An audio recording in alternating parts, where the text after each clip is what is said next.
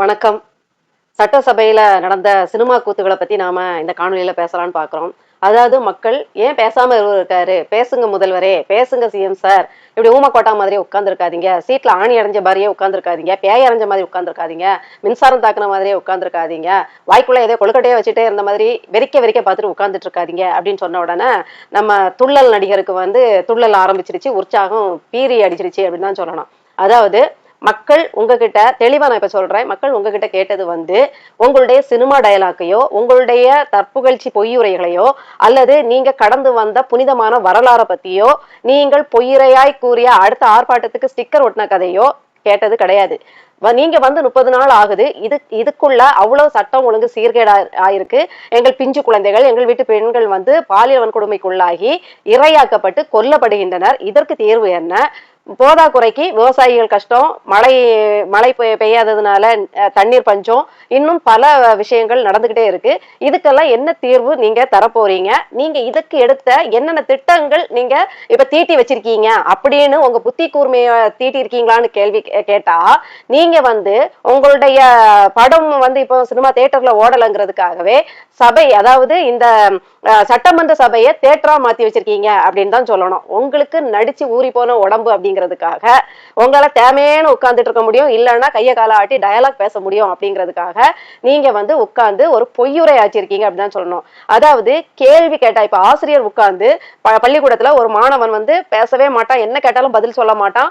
அதே ஆசிரியர் இல்லைன்னா சட்டமித்தனம் பண்ணுவான், வானத்துக்கும் பூமிக்குமா கொதிப்பான், பயங்கரமா டயலாக் அடிப்பான். ஆசிரியர் கேள்வி கேட்டா பதில் சொல்ல தெரியாது, ஏன்னா அவ்வளவு மக்கு மடச்சாம்பிராணியா இருப்பான். அப்ப ஆசிரியர் என்ன சொல்லுவாங்கன்னா, இடையே நான் கத்து தந்த திருக்குறளா சொல்லுடா, கம்ப ராமாயணத்தின் ஆசிரியர் யாருன்னு சொல்லுடா அப்படின்னு அவங்க சூசகமா பதிலே சொல்லி கொடுத்து கேள்வி கேட்டாலும் வாயை திறக்க மாட்டான். அப்போ பேசுடா, வாயை தரடான்னு மண்டையில 2 தட்டு தட்டுவாங்க. உடனே கோபமாகி மாணவன் அடுத்த 2 நாள் கழிச்சு எழும்பி, நான் அடிச்சா தாங்க மாட்டேன், 4 நாள் தூங்க மாட்டேன், அப்படி போடு போடு போடு. ஆசிரியர் ஓட ஓட விரட்டுவாங்களா இல்லையா? கைய பழுக்க அடிப்பாங்களா இல்லையா? இப்ப அடிக்க கூடாதுன்னு சட்டம். நாங்க படிச்ச காலத்துல எல்லாம் அப்புறம் வரிப்புலி மாதிரி தான் போகணும் வீட்டுக்கு, இப்படி எல்லாம் பண்ணுனா. அது மாதிரி இருக்கு. இப்போ நாங்க கேட்டது என்ன, நீங்க கொடுத்தது என்ன? பதில் சொல்ல தெரியாதுங்கிற ஒற்றை காரணத்துக்காக, அதாவது ஆன் த ஸ்பாட் கேள்வி கேட்டா பதில் வராது அப்படிங்கிற ஒற்றை காரணத்துக்காக, உங்களுக்கு அது சென்ஸ் இல்ல அப்படிங்கிற கூடிய ஒரு ஒற்றை காரணத்துக்காக அதை எடுத்துட்டீங்க. சரி, புத்திசாலிகள். அதுக்கப்புறம் 3வது நாள் நீங்க எல்லாம் பேசுறத வச்சுக்கிட்டு நல்ல ஸ்கிரிப்ட் எழுதி நடிச்சு பார்த்துக்கிட்டு வருவாரு அப்படின்னு சொல்லி நீங்க 3வது நாள் பேசுறீங்க. எதிர்கட்சி தலைவரோட அப்பாவை கிண்டல் அடிச்சு நக்கல் அடிச்சு ஒரு கோமாளிகளின் கூடாரமா நக்கல் நையாண்டி சபாவா லொள்ளு சபாவா மாத்திருக்கீங்க. உங்க சபாநாயகரா லொள்ளு சபாநாயகரா மாத்தி வச்சிருக்கீங்க. நீங்க லொள்ளு பண்ணிட்டு இருக்கீங்க. இப்படி பண்ணிருக்கீங்க. அதாவது முதல்ல என்ன சொல்றீங்க, நீங்க ஆளுநருக்கு நன்றி தெரிவிச்சுட்டு நான் இதை வச்சிருக்கேன், சிங்கப்பெண் படையை வச்சிருக்கேன் அப்படின்னு சொல்றீங்க. நான் ஏற்கனவே சொன்ன மாதிரி நீங்க புதுசா ஒண்ணும் கண்டுபிடிக்க இங்க தேவையே இல்லை. மரண தண்டனையை தவிர்த்து எல்லா சட்டமும் இங்க இருக்கு. அதை செயல்படுத்துறதுக்கு நிறைய அரசு நிறுவனங்கள் இருக்கு.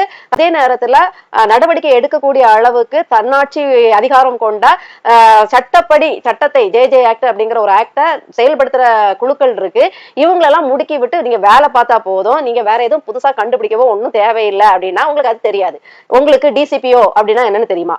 டிஎஸ்டபிள்யூனா என்னன்னு தெரியுமா? சிடபிள்யூசினா என்னன்னு தெரியுமா? இதெல்லாம் சமூக நலத்துறை அமைச்சருக்கு கீழே வருது. இவங்க எதுக்கு பாதுகாப்பு அப்படிங்கிறதாவது தெரியுமா? இவங்க எல்லாம் பெண்கள் மற்றும் குழந்தைகள் பாதுகாப்புக்காக அரசு சார்ந்து வேலை செய்யறவங்க. அப்புறம் லீகல் சார்ந்து தன்னாட்சி சுய அதிகாரம் கொண்ட அமைப்புகள். டிசிபிஓங்கிறது அரசு, டிஎஸ்டபிள்யூங்கிறது அரசு சார்ந்த மாவட்டந்தோறும் டிஎஸ்டபிள்யூ பெண்கள் பாதுகாப்பு உறுதி செய்யணும், டிசிபிஓ குழந்தைகளின் பாதுகாப்பு உறுதி செய்யற இடம். இது போதாத குறைக்கு சிடபிள்யூசின்னு ஒண்ணு இருக்கு, சைல்டு வெல்ஃபேர் கமிட்டி. இது முதன்மை நீதிபதியின் அதிகாரம் கொண்ட கமிட்டி. அதுலதான் நான் 3 வருடங்கள், ஒரு 4 வருடத்துக்கு முன்னாடி, அதாவது கௌரவ பதவி அப்படின்னு சொல்லுவாங்க, அந்த பதவியில இருந்து என்னால என்னென்ன குழந்தைகள் நலனுக்கான ஆணைகள் பிறப்பிக்க முடியுமோ பிறப்பிச்சிருக்கேன். எங்களுடைய குழுல உள்ளவங்களே குற்றவாளிகளை காப்பாற்றுவதும், குற்றவாளிகளுக்கு சாதகமாக நடந்து குழந்தைகளை கைவிட்டாங்க அப்படின்னு சொல்லி மாவட்ட ஆட்சியர்ல இருந்து சமூக நலத்துறை வரைக்கும் நான் அதை புகாரா தெரிவிச்சிருக்கேன். நடவடிக்கை எடுக்க எவ்வளவோ நான் முயற்சி பண்ணி எதுவுமே முடியாம நீதிமன்றத்துகளோட கதவுகளை கூட தட்டி இருக்கேன். ஆனாலும் அது நீர்த்து போக செய்யறதுக்கு அந்த சமூக நலத்துறை எடப்பாடியார் காலத்திலையும் நீர்த்து போக தான் வச்சாங்க. அடுத்தது திமுக ஆட்சியிலையும் என்னுடைய அத்தனை செயல்பாடுகளை நீர்த்து போக தான் வச்சாங்க. இருப்பினும் அதுல என்னால எவ்வளவு நல்லது செய்ய முடியுமோ, என்னால ஒற்றை மனுஷியால, ஏன்னா அது 5 பேர் இணைஞ்சு செயல்பட்டா குழந்தைகளுக்கான இன்னைக்கு பாலியல் குற்றங்களுக்கு எதிராக நடக்கிற இதுக்கே நாம அவ்வளவு ஆணைகள் பிறப்பிக்கலாம், அவ்வளவு தடுக்கலாம், அவ்வளவு செய்யலாம், அவ்வளவு ஒரு உயரிய அதிகாரம் கொண்டது அது. ஆனா இங்க வந்து எல்லாருமே முரண்பட்டு நின்னனால, எல்லாருமே குற்றவாளிகளை தப்பிக்க விடுறதுலயே கண்ணும் கருத்துமா இருந்தனால, ஒற்றை ஆளால என்னால என்ன செய்ய முடியுமோ அவ்வளவு செஞ்சிருக்கேன் அப்படின்னு தான் சொல்லணும். அப்பேற்பட்ட அதிகாரம் கொண்ட ஒரு குழு மாவட்டந்தோறும் இருக்குதுன்னு உங்களுக்கு தெரியுமா? அது உங்களுடைய சமூக நலத்துறை அமைச்சரவை தான் நியமிக்கும். அவங்க கீழே எல்லாம் செயல்படாது. இது வந்து தன்னதிகாரம் கொண்ட அமைப்பு அப்படிங்கறதுனால யாருடைய எப்படி ஒரு நீதிமன்றம் வந்து சுய அதிகாரம் கொண்டு யாருடைய இன்ஃபுளுன்ஸ்லயும் யாருடைய கெடுபிடிக்குள்ளேயும் வராதோ, நிபந்தனைக்கும் கட்டுப்படாதோ, சட்டத்துக்கு மட்டுமே கட்டுப்படுமோ, அதே மாதிரி எந்த ஒரு அரசாலும் எந்த ஒரு அதிகாரத்தாலும் இதை வந்து கட்டுப்படுத்த முடியாது. சுய அதிகாரம் கொண்டது. ஜேஜே ஆக்ட மட்டும் ஜேஜே ஆக்ட் தான் அதுக்கு பாஸ். அதன்படி அவங்க நடக்கணும், அவ்வளவுதான். அப்படிப்பட்ட குழுக்கள் எப்படி செயல்படுது? அதிமுக ஆட்சியில தான் அதுக்கு தூங்கிட்டு இருந்தது.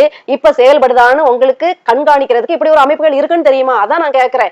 இதையெல்லாம் நீங்க முடுக்கி விட்டாலே போதும். இதோட இணக்க போக்குல இருக்க வேண்டியதான் டிசிபிஓ அப்படிங்கிற குழந்தைகள் நல அலுவலகம். அவங்க எல்லாம் இணைஞ்சு இதுல செயல்படுறாங்களா? இந்த சைல்டு வெல்ஃபேர் கமிட்டி, குழந்தைகள் நல குழுமம் இடும் ஆணைகளா அவங்க சிறமேற்கொண்டு செய்யறாங்களா? அவங்களோட வேலை இதுல எப்படி இருக்கு அப்படிங்கிறத கண்காணிச்சு அதுல நீங்க வந்து சாட்டை எடுத்து அடிச்சிட்டீங்கனாலே போதும். ஆனா இதெல்லாம் இருக்கணும் உங்களுக்கு தெரியுமா அப்படிங்கறதா என்னுடைய கேள்வி. எவ்வளவு சிறந்த நிர்வாகம் கொடுத்தாலும் தப்பு தவறுகள் அங்கொண்டு இங்கொண்டுமா நடக்கும். அதுல எந்த மாற்று கருத்தும் இல்ல. ஆனா எவ்வளவு தூரம் நம்ம மெனக்கடுறோம், எவ்வளவு தூரம் நம்ம அதை தடுக்க முயல்றோம் அப்படிங்கறதுதான். இன்னொன்னு பாத்தீங்கன்னா, இந்த மாதிரி பெரும்பான்மையான குற்றங்கள்ல உங்களுடைய நிர்வாகிகள், உங்களுடைய தாவேகா கட்சி நிர்வாகிகள், அதுல உள்ள உறுப்பினர்கள், அதுல உள்ள எம்எல்ஏக்களுக்கு கூட ஒரு சிலருக்கு தொடர்பு இருக்கு. மோசடி, பண மோசடியில மழை பெய்யுது, நீங்க எந்த விவசாயிகளுக்காக திமுகவை எதிர்த்து குரல் கொடுத்தீங்களோ, படுபயங்கரமா கொடுத்தீங்க இல்லையா? அதே மாதிரி உங்க காலத்துல மழைக்கு வந்து நெல் மூட்டைகள் வந்து தண்ணியில கிடக்குது, கொள்முதல் பண்ணுவார் இல்லாம தவிக்குது, விவசாயிகளே அவர்களுடைய உழைப்புக்குண்டான விலையை நிர்ணயிக்க முடியல, எதுவுமே காட்சி மாறலையே. இதுக்கெல்லாம் என்ன தீர்வு வச்சிருப்பீங்க அப்படின்னு பார்த்தா அதை பத்தியே பேசாம விவசாய தள்ளுபடி பண்ணிட்டேன் அப்படிங்கிறீங்க. தள்ளுபடியே நீங்க முழுசா பண்ணல. சௌமியா அன்புமணி ராமதாஸ் அவங்க மேல எனக்கு ஒரு பெரிய ஈடுபாடோ ஆர்வமோ கிடையாது. ஏன்னா அவங்களுமே அவருடைய கணவர் எம்பி பதவியில இருக்கும்போது ஊழல் குற்றச்சாட்டுக்கு ஆளாயிருக்காரு. அவங்களுமே பெருசா எதையுமே திருப்பி போட்டவங்க கிடையாது. ஆனா இன்னைக்கு சட்டசபையில அவங்க பேசுறத நாம வந்து வரவேற்றுதான் ஆகணும். அப்ப அவங்க சொல்றாங்க 100 அடி ஆழத்துக்குள்ள விவசாயிகள் கிடக்காங்க, நீங்க 50 அடிக்கு தான் கயிறு அனுப்பியிருக்கீங்கன்னு அழகா அதாவது புரியும்படியா சொல்றாங்க. அப்படி நீங்க பண்ண எல்லாமே மின்சார 200 யூனிட்டுக்குமே அதுல ஒரு ட்விஸ்ட் வச்சுதான் போடுறீங்க. இப்படி நீங்க பண்ண எல்லாமே பாதி தான் வந்து மக்களை சேர்ற மாதிரி இருக்கு. மீதி வந்து அவங்க கை காசை போடுற மாதிரி தான் எல்லாமே இருக்குது. அப்படி அவங்க கேட்கறதுக்கு நீங்க என்ன நிவாரணம் வச்சிருக்கீங்க? அதை மாத்திக்கிறீங்களா? இல்ல நான் இதை அப்படியா எனக்கு புரியுது, நான் இதை இப்படி செய்யறேன் அப்படின்னு சொல்ல வரீங்களா அப்படின்னு பார்த்தா, நீங்க உட்கார்ந்துகிட்டு நீங்க கடந்து வந்த பாதைன்னு சொல்லி ஒண்ணு சொல்றீங்க. நீங்க கடந்து வந்த பாதை என்ன? ஆபாசமா நடிச்சதும், இரட்டை அர்த்த வசனத்துல நடிகைகள்கிட்ட பேசினதும், ஆபாச மொழி நடைகள்ல நடந்துகிட்டதும், அடுத்தது வந்து வெட்டுவேன் குத்துவேன்னு டயலாக் பேசினதும், புரட்சிகரமான கருத்துக்களையும் விதைச்ச படங்கள்ல எல்லாம் நீங்க நடிச்சுட்டு வந்தீங்க. எங்களுக்கு தான் உங்க புனித வரலாறு தெரியுமே. அதை இப்போ சொல்லாம நீங்க ஒவ்வொரு வீட்டுக்குள்ளேயும் நீங்க போயிட்டு வந்தீங்கிறீங்க. ஒவ்வொரு வீட்டுக்குள்ளேயும் எப்படி போனீங்க? நல்லது செஞ்சு போனீங்களா? வாத்தியாரா இல்லந்தோறும் கல்வி அப்படின்ட்டு நீங்களா ஒரு அமைப்பை உருவாக்கி போய் கத்து கொடுத்துட்டு வந்தீங்களா? இல்ல ஒரு வீடா போய் கவுன்சிலிங் கொடுத்துட்டு வந்தீங்களா? ஒரு வீடா போய் நீங்க வந்து உதவி செஞ்சு, நான் ஏற்கனவே கேட்ட மாதிரி பிளம்பிங் வேலை, ஒயர்மேன் வேலை எல்லாம் பார்த்துட்டு வந்தீங்களா? நடிகனா தானே ஒவ்வொரு வீட்டுக்குள்ளேயும் போனீங்க. கேவலம் நடிச்சுதான் உள்ள போயிருக்கீங்க. நீங்க எந்த நல்லதும் செஞ்சும் போகல. அதை ஓப்பனா சொல்றதுக்கு இல்லாம நீங்க வந்து ஆர்ப்பாட்டத்துக்கு போனோம், அதுக்கு போனோம், ஜல்லிக்கட்டுக்கு போனோம், காவிரி மேலாண்மைக்கு போனோம் அப்படிங்கிறீங்க. நீங்க இயக்குநர்கள் நடத்திய போராட்டத்துல கலந்துகிட்டீங்க. நீங்க ஜல்லிக்கட்டுல மக்கள் தன்னார்வமா போராடினதுல கலந்துகிட்டதெல்லாம் நீங்க தலைமையேற்று நடத்தின இதெல்லாம் வராது. இதுல கூட உங்களுக்கு அறிவில்லை. இதை கூட சொன்னா நக்கல் அடிப்பாங்களே, நையாண்டி பண்ணுவாங்களே. நாம ஒப்புக்கு சப்பானியா போயிட்டு தானே வந்தோம். எல்லாரும் தலையை காட்டின மாதிரி நாம தலையை காட்டிட்டு தானே வந்தோம். நாம இதுல ஒன்னும் பெரிய போராட்டத்துல பங்கெடுத்து அப்படி தள்ளுமுள்ள ஆயிடுச்சா? நீங்க போராடி உறக்க குரல் எழுப்பி அந்த அரசுக்கு எதிராக கோஷம் போட்டு காவல்துறையினர் உங்க மென்னியை பிடிச்சி இழுத்து கரகரன் இழுத்துட்டு போய் வண்டியில ஏத்தி வழக்கு போட்டுட்டாங்களா? சும்மா போய் தலையை காட்டிட்டு வந்ததுக்கெல்லாம் வந்து இது நீங்க 1000 பேர்ல ஒருத்தர், லட்சத்துல ஒருத்தர். அப்படி பார்த்தா அண்ணன் சீமான் அவர்கள் தான் காவல்துறையையும் மிஞ்சி, காவல்துறை கைது செஞ்சாலும் பரவாயில்ல, தன்னை கைது செஞ்ச வந்திருக்காங்கன்னு தெரிஞ்சும் படகுல போய் வந்து ஜல்லிக்கட்டுல மக்களுக்கு வேண்டிய உதவிகளை செய்ய முடிஞ்சதை செஞ்சுட்டு புரட்சிகரமா வார்த்தைகளை வீசி அவங்களுக்கு பக்கபலமா நின்னாரு. எதுக்கும் அஞ்சாம காவிரி மேலாண்மை, கர்நாடக விஷயங்கள் இதுக்காக எல்லாம் பேசி, தமிழீழ படுகொலையை கண்டிச்சு பேசி, சிங்கள ராணுவம் வந்து மீனவர்களை சுட்டு கொல்லுது அப்படிங்கிறதுக்காக பேசிதான் அவர் 7 மாசம் சிறைச்சாலைக்குள்ளே இருந்தாரு. உச்சத்துல இருக்கும் போது அவர் எங்கேயும் போய் கொண்டாட்டத்துல இருக்கல. போர் உச்சத்துல இருக்கும் போது அவர் வந்து ஜெயிலுக்குள்ள இருக்காரு. வேணா ஆதாரத்தோட எடுத்து பாருங்க, ஆதாரம் இறஞ்சி கிடக்குது. அப்படி இருக்கும்போது நீங்க சும்மா போய் உட்கார்ந்ததெல்லாம் வந்து நீங்க செஞ்சதா சொல்லிக்கிறதுல எவ்வளவு பெரிய அபத்தமானது தெரியுமா? அதுக்கு பிறகு பாத்தீங்கன்னா அப்படியே காட்சியை மாத்துறீங்க. இவ்வளவு நேரம் வந்து சுய பிராணம் பாடிட்டீங்க படத்துல வர மாதிரி. அதுக்கப்புறம் வந்து எதிர்கட்சியை வந்து குறை சொல்ல ஆரம்பிச்சிட்டீங்க. நடிகை பெருமாள் அவர்களே, பொட்டங்கள் கொஞ்சம் கவனமா கேளுங்க. நீங்க குறை சொல்ற இடத்துல இருந்து வந்துட்டீங்க, வெளியில வந்துட்டீங்க. பரப்புரை நீங்க கட்சி தலைவரா இருக்கும் போது, தேர்தலின் போதுதான் குறை சொல்ற இடத்துல இருந்தீங்க. இப்போ நடவடிக்கை எடுக்கிற இடத்துல இருக்கிறீங்க. நீங்க அங்க வந்து திமுக ஊழல் கட்சி, அவங்க வந்து எலக்ட்ரல் பாண்ட் வாங்குறாங்க, நிதி வாங்குறாங்க அப்படி இப்படின்னு சொல்றதுக்கு வரல. அவங்க சட்டத்துக்கு புறம்பா வாங்கி இருந்தாங்கன்னா நீங்க இதுக்கு முன்னாடி அவங்களை தூக்கி ஜெயில போட்டிருக்கணும். அவங்க சட்டத்துக்கு புறம்பா ஊழல் செஞ்சிருந்தாங்கன்னா இதுக்கு முன்னாடி எல்லா அமைச்சரோட ஊழலையும் நம்ம ஆதாரப்பூர்வமா இப்போ 40 நாள் எடுக்க முடியாது. குறைஞ்சபட்சம் ஒரு எம்எல்ஏ ஒரு திமுக காரனோட ஊழலையாவது நீங்க எடுத்து ஜெயில போட்டு வந்து பேசணும். அதை விட்டுட்டு குறைபாடிட்டே இருக்கீங்க. இந்த மாமியாரும் மருமகளும் மாத்தி மாத்தி குறை சொல்ற மாதிரி. திமுக மேல நடவடிக்கை எடுங்க ஆதாரப்பூர்வமா. சந்தோஷப்பட்டுட்டு போறோம், சல்யூட் பண்றோம். அதை விட்டுக்கிட்டு குறைபாடிட்டு இருக்கீங்க. பார்ட்டி ஃபண்டு வாங்குனாங்கன்னு தெரியும்னு நீங்க எப்படி கட்சி நடத்துறீங்க? நீங்க இந்த 2.5 வருஷத்துல கோடி கணக்குல திமுக அதிமுக விட பல மடங்கு செலவு பண்ணி கோடி 100 கோடி 200 கோடி லெவல்ல வந்து மாநாடு நடத்திருக்கீங்க, எல்லாமே பண்ணிருக்கீங்க. இதுக்கு உங்களுக்கு ஃபண்ட் எங்க இருந்து வந்தது? லாட்டரி வித்து பொழைச்ச ஆதரவு தானே இதுக்கு உங்களுக்கு நிதி ஃபண்டு. இது திமுகக்கு இதே லாட்டரி மார்டின் குடும்பம் வந்து ஃபண்ட் கொடுத்துருக்குன்னா இப்போ அந்த குடோன், அந்த ஃபண்ட் கொடுக்குற குடோனையே நீங்க தானே பக்கத்துல வச்சிருக்கீங்க. பல கார்பரேட்டுகளின் நிதியாலையும் இந்த ஆதவ்ங்கிற லாட்டரி வித்து பழச்சி மக்கள் வயித்துல அடிச்சு சம்பாதிச்சு வச்சிருந்த ஆதவ் அர்ஜுனா அவர்களோட பணத்துல தானே உங்க கட்சியே ஓடுது. அப்ப உங்க பார்ட்டி ஃபண்டு இல்ல நான் என் சொந்த என்னோட சம்பாத்தியத்தை தான் போடுறேன், நான் ரொம்ப நேர்மையா செலவழிக்கிறேன், என்னுடைய சட்டப்பையில இருந்து தான் தூக்கி போடுறேன்னா எதுக்கெல்லாமோ வெள்ளை அறிக்கை வாசிக்கிறீங்களே. ஏற்கனவே அண்ணன் சீமான் வாசித்த வெள்ளை அறிக்கையே காப்பி அடிச்சு வாசிங்களே. இப்போ நீங்க தான் ரொம்ப டிரான்ஸ்பரண்ட் கவர்மெண்ட் ஆச்சே, வெளிப்படையா நிர்வாகத்தை விற்கிறவங்களாச்சே, இல்ல நடத்துறவங்களாச்சே. நீங்க வந்து இப்போ வந்து உங்க பார்ட்டி எப்படி ரன் ஆகுதுன்ட்டு நீங்க ஒரு ஆதாரபூர்வமான இதை இணையதளத்துல எல்லாரும் பாக்குற மாதிரி போடுங்க.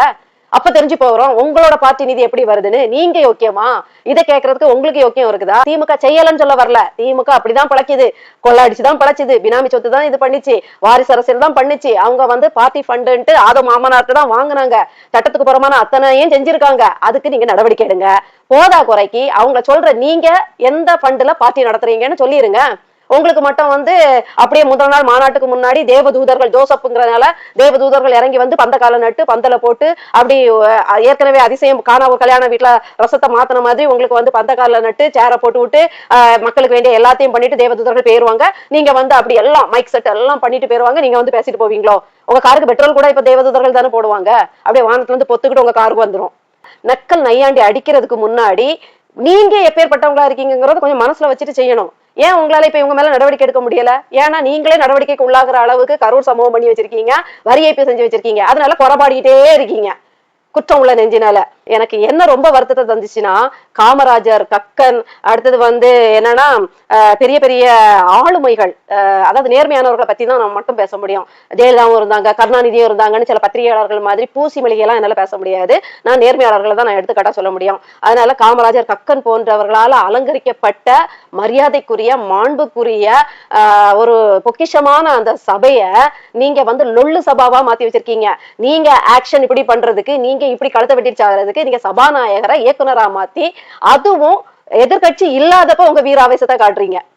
அவங்க இருக்கும்போது ஸ்கிரிப்ட பார்த்து மடமடன்னு வாசிக்கிட்டு அவங்க போன பிறகு நீங்க உங்க நடிப்பு துள்ளலை காட்டியிருக்கீங்க. அதுவும் அவங்க போயிட்டாங்க பரவாயில்லையா அப்படின்னு கேட்டுக்கிட்டு இந்த கதையை சொல்லியிருக்கீங்க. நீங்க உண்மையிலே திராணி உள்ள தைரியமான ஒரு ஆளுன்னா அந்த ஆட்கள் இருக்கும் போதே அவங்க மூஞ்சில சாணி அடிச்சிருக்கணும். அதை விட்டுக்கிட்டு ஏற்கனவே நீங்க தேடப்படுகிற ஒரு அப்பா, நீங்களே உங்க அப்பாவை தேடிட்டு இருந்ததா ஒரு புகைப்படத்தை போடுறாங்க. அது என்ன உண்மைன்னு கூட தெரியல. உங்களுடைய அம்மா அப்பா வந்து ஒரு கல்யாண மாலை இருந்தா திருமண கோலத்துல ஃபாதர்கள் முன்னிலை நிக்கிறாங்க, நீங்களும் நிக்கிறீங்க. அப்ப நீங்களே அப்பாவை தேடிய ஒரு குழந்தை தான் அப்படின்ட்டு உங்களை கிண்டல் அடிக்கிறாங்க. அது உங்களுக்கு புரியுதா இல்லைன்னு இப்போ நீங்க பண்ணதை நாங்க எடுத்துதான் சொல்றோம். உடனே வந்து உங்களுக்கு பொறுக்கல, உடனே அரசையோ தனிநபரையோ வந்து இதா பேசினா வந்து கைது செய்யப்படுவீங்கன்னு. அப்ப போன ஆட்சி வந்து அரசு இல்லையா? போன திமுக ஆட்சி அரசு கிடையாதா? அதுக்கு முந்தின எடப்பாடியார் ஆட்சி வந்து அரசு கிடையாதா? அதுக்கு முந்தின கருணாநிதி அவர்கள் ஆட்சியோ இல்லைன்னா ஜெயலலிதா அவர்கள் ஆட்சியோ எம்ஜிஆர் ஆட்சியோ இதெல்லாம் உங்களுக்கு வந்து அரசு கிடையாதா? அந்த அரசுகள் எல்லாம் தவறு செய்யும் போது யாரும் வந்து விமர்சிக்கிறியா? அன்னைக்கு சமூக வலைதளத்துல பேசாட்டாலும் பத்திரிகைகள் வாயிலாக பத்திரிகையாளர்கள் பேசினாங்கல்ல, மக்களின் குரலை அவங்க வந்து விமர்சனம் வச்சாங்கல்ல. ஏன் அந்த தலைவர்களே ஆபாசமா பேசும்போது எதிர்த்தரப்பும் ஆபாசமா இவருடைய தவறுகளையும் வச்சது இல்லையா? அப்பெல்லாம் கைது நடவடிக்கை நடக்கும்போது மட்டும் ஒப்பாரி வச்சீங்க, உங்களுக்கு விமர்சனத்தை தாங்க முடியல, எங்களுக்கு கருத்து சுதந்திரம் இருக்குன்னு பேசுனீங்க. இப்போ உங்க சைட்ல இருந்து வந்த புகைப்படத்தை தானே பேசுறாங்க. அந்த அம்மா தானே கண்ணுல ஏதோ மின்னுற மாதிரி கேக் வெட்ட புகைப்படத்தை போட்டு தெளிச்சு நாங்களா புகைப்படம் போட்டோம். அது அபிஷியலா தன்னுடைய சொந்த இன்ஸ்டாகிராம் பகுதியில இருந்து போட்டிருக்கு. போட்ட புகைப்படத்துக்கு விமர்சனம் வைக்கதான் செய்வோம். அது எப்படி வைக்காம இருப்போம்? நீங்க ஷோ காட்டுறீங்க. உங்களுடைய பிறந்த நாளுக்கு வந்து ஒரு பள்ளிக்கூடம் விடாம நாசமாக்கிட்டாங்க உங்க கட்சியினர்கள். பள்ளிக்கூட பிள்ளைங்களோட மனசை கலைச்சி சினிமா போதையை ஊட்டிட்டு வந்திருக்காங்க. போதாத குறைக்கு நீங்க வந்து அமோனியா விஷவாயில இறந்தவங்களனால நான் ரொம்ப துக்கத்துல இருக்கேன், நான் ரொம்ப துயரத்துல இருக்கேன், கரூர் சம்பவத்தை விட கொடுமையா அது இருக்கு, என்னால தாங்க முடியல, கேட்க வேண்டாம் திருப்பி அனுப்புனதா ஒரு பரப்பிட்டு நடுராத்திரி ஒரு நடிகையோட வீட்டுல போய் பிறந்த நாள் கேக்கு யாழனும் வரிசையா அடுக்கி நீங்க கொண்டாடி இருக்கீங்கன்னா இது எந்த விதமான நடிப்புல சேர்க்கறது? அப்போ உங்களுக்கு வந்து பலதரப்பட்ட அந்த கடைசியா நடிச்ச கோட் படத்துல வரக்கூடிய வில்லன் விஜயா உங்களை நினைக்கவா, இல்ல அப்பா விஜயா நினைக்கவா? நீங்க நல்லவரா கெட்டவரா? மொத்தத்துல ஸ்பிளிட் பர்சனாலிட்டி அப்படிங்கிற கூடிய ஒரு வகையான டிசார்டர்ல நீங்க கஷ்டப்படுறீங்கன்னு மட்டும் நமக்கு நல்லாவே புரியுது. நீங்க உட்கார்ந்துருக்க விதம், அப்புறம் திடீர்னு பொங்குற விதம், அப்புறம் வந்து படம் காட்டுறது, அப்புறம் உள்ளூர வந்து ஒரு நடிகையோட உட்காந்து கேட்க வெட்டுறது, இப்படி நிறைய சம்பவங்கள் எல்லாம் பார்க்கும்போது நீங்க மல்டிபிள் டிசார்டரால கஷ்டப்படுறீங்கன்னு மட்டும் நல்லாவே புரியுது. கொஞ்சம் நீங்க தெளிஞ்சுக்கிட்டு வந்து நீங்க வந்து நாடாண்டீங்கன்னா நல்லா இருக்கும். இல்ல இந்த சபையை லொள்ளு சபா ஆக்குவீங்க, ஆக்ஷன் வச்சு வந்து எகத்தாளம் பண்ணி அதுவும் எதிர்கட்சி இல்லாதப்ப உங்க வீரத்தை காட்டுவீங்க அப்படின்னா, நிஜத்துல மக்கள் பொங்கிட்டாங்க அப்படின்னா அப்புறம் நீங்க வச்ச அந்த ஆக்ஷன் இருக்கு இல்லையா, அது உங்களுக்கே வினையா முடிஞ்சிடும். நீங்களே உங்களுக்கு சொன்ன மாதிரி ஆயிரும். நீங்க எது தரப்ப பார்த்தும் சொல்லல, யாரை பார்த்து சொல்லணும்னு நினைச்சீங்களோ அவங்க இல்ல. அப்போ அது ஒரு கண்ணாடியில நீங்க பிரதிபலிச்ச மாதிரி தான். கண்ணாடியில பிரதிபலிச்சீங்கன்னா அது உங்களை பண்ணிக்கிறதுக்கு தான் சமம். ஒரு மகத்தான செயல்பாடு திட்டங்களோட வந்த நாம் தமிழர் கட்சியை ஒதுக்கி புறந்தள்ளிக்கிட்டு வெறும் பஞ்சு டைலாக் பேசின ஒரு மல்டிபிள் கேரக்டர்ஸ உள்ள கொண்டு எதுக்கு ரியாக்ட் பண்ணணுமே தெரியாத ஒரு ஆக்டரை நீங்க வந்து தகுதியே இல்லாம கொண்டு வச்சதுக்கு நீங்களும் அனுபவிக்கிறீங்க, நாங்களும் அதோட சேர்த்து அனுபவிக்கிறோங்கிறதா ரொம்ப வேதனையான விஷயமா இருக்கு.